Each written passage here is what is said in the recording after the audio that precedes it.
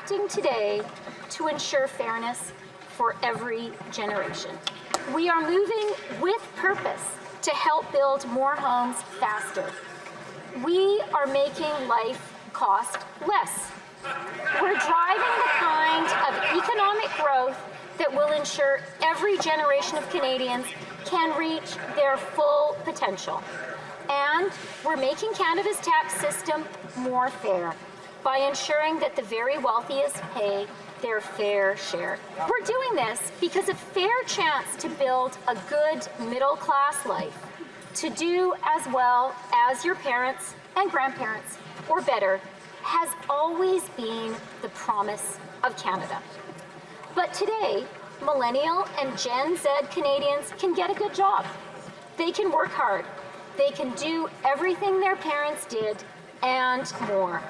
And too often, the reward remains out of reach. They look at their parents' lives and wonder, how will I ever be able to afford that? The same anxiety haunts those of us who care about our younger generations, their parents and grandparents. What many parents have achieved for themselves, a degree of comfort and security, we want for our children and grandchildren. We want their hard work to be rewarded, as it has been for us. We want them to look forward to a future with a sense of anticipation, not angst. The ninth deficit after the Prime Minister promised the budget would balance itself. And what did he do with the money? Everything he spent on has become more expensive. He's doubled the rent, doubled mortgage payments, doubled the needed down payment for a home, forced 35 homeless encampments in Halifax alone. 1 in 4 kids cannot afford food. And now he's adding $40 billion of new debt and new spending. That's $2,400 of new inflation. That is why Conservatives will vote against this wasteful, inflationary budget that is like a pyromaniac spraying gas on the inflationary fire that he lit.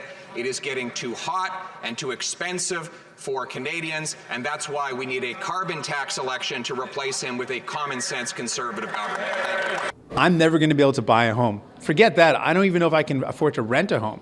When the average rent in major cities in our country is for a 2-bedroom apartment upwards of $3,000 a month.